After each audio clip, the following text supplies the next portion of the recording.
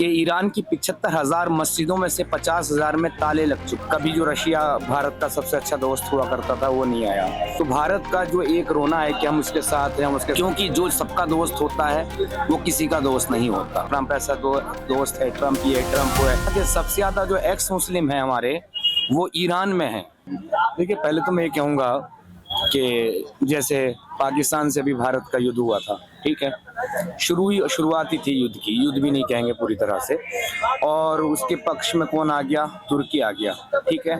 कभी जो रशिया भारत का सबसे अच्छा दोस्त हुआ करता था वो नहीं आया, क्योंकि खुल के भारत भी यूक्रेन और रशिया युद्ध के बीच में नहीं आया। तो भारत का जो एक रोना है कि हम उसके साथ हैं, हम उसके साथ हैं, हम उसके साथ हैं, पूरा देश है, पूरी दुनिया हमारे लिए एक कुटुंब है, इससे बाहर निकलना पड़ेगा। किसी ना किसी खेमे में तो कंप्लीटली होना पड़ेगा, क्योंकि जो सबका दोस्त होता है वो किसी का दोस्त नहीं होता। ये चीज़ याद रख लेनी चाहिए भारत को और सारे भारतीयों को। जो सबका दोस्त होता है वो किसी का दोस्त नहीं होता, फिर वो बीच में अकेला रह जाता, अकेला छूट जाता है। अमेरिका से बहुत दोस्ती का रोना रोया हमने, हमारे तो ट्रम्प ऐसा दोस्त है, ट्रम्प ये है, ट्रम्प वो है। ट्रम्प ने क्या किया वो पूरी दुनिया जानती है। और रही ये जो इजराइल ने जो हमला किया ईरान पर परमाणु बम का जो उसे खतरा है, देखिए, अगर ईरान परमाणु बम अगर बना भी लेना तो इजराइल पे कभी कभी हमला नहीं कर सकता, भले किसी भी देश पर कर दे। उसके कारण हैं दो, वहाँ पर मुसलमान फिलिस्तीन के वो है ना, वो भी खत्म हो जाएंगे। क्या इजराइल खत्म नहीं कर सकता था एक ही झटके में उनको? क्योंकि इजराइल को पता, अगर मिले हुए देश हैं, छोटे छोटे देश हैं, मैं भी खत्म हो जाऊंगा साथ में, इसलिए कभी उस पर हमला नहीं कर सकता। एक बात। दूसरी बात ये कि जो मस्जिद अक्सा है वहाँ पे मुसलमानों का, जहाँ पे मोहम्मद साहब का घोड़ा उतरा था, रुका था जाके, हाँ, जब मेराज के लिए जा रहे थे, तो वो जगह भी वहीं पे है जिसका झगड़ा है, यहूदी कहते हैं हमारी है और ये कहते हैं हमारी है, तो वो जगह खत्म हो जाएगी। तो इसलिए भी ईरान कभी हमला नहीं कर सकता इजराइल पर। अब रही बात, ये हमला हो ही गया है, ये युद्ध छिड़ ही गया है, तो फिर मैं ये कहना चाहूँगा, दुनिया के सबसे ज़्यादा जो एक्स मुस्लिम हैं हमारे वो ईरान में हैं, जो इस्लाम को छोड़ चुके हैं।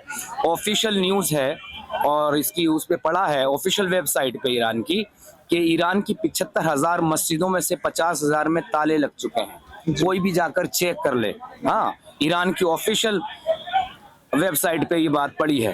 तो कितने लोग इस्लाम छोड़ चुके हैं, और किसी ने मस्जिदें बंद नहीं कराई। जब मस्जिद में नमाज पढ़ने आने वालों ने नमाज ही पढ़नी छोड़ दी, हाँ, तो फिर मस्जिदें बंद करनी पड़ी, ठीक है।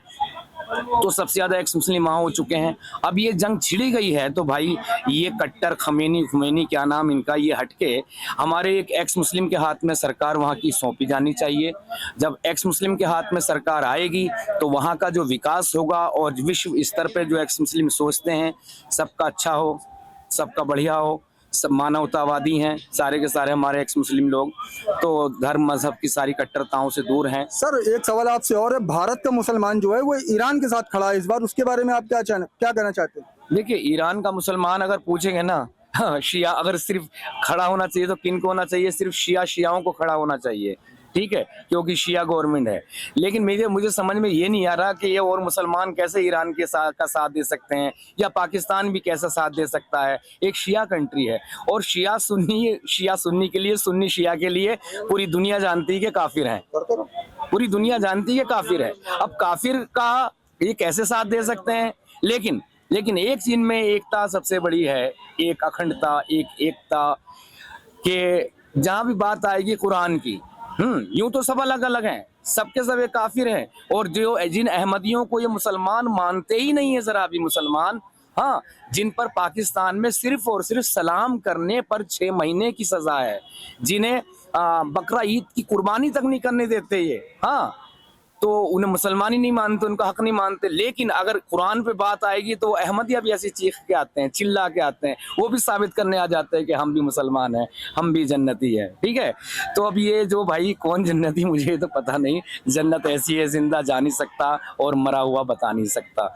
तो अगर ये युद्ध चल रहा है तो मैं वहाँ के जो हमारे जद में तो आते हैं तो सभी मरते हैं, चने के साथ छिलका पिसता है, हमारे एक्स मुस्लिम भी वहाँ पे मरेंगे होंगे। अगर ये युद्ध हो ही गया तो मैं मुबारकबाद दूंगा ईरान के एक्स मुस्लिमों को कि भाई मौका मिलता है तो किसी भी तरीके से तुम ईरान की सत्ता पर काबिज हो जाओ और ईरान तुम्हारा है और ईरान तुम्हारा रहेगा, क्योंकि यह पहले भी ईरान काफिरों का था, पारसियों का था, ये तो जबरदस्ती हथियाया था, इन्होंने तलवारें ले लेके चढ़े थे, है ना। बस मुझे इतना ही कहना है। जय हिंद, वंदे मातरम।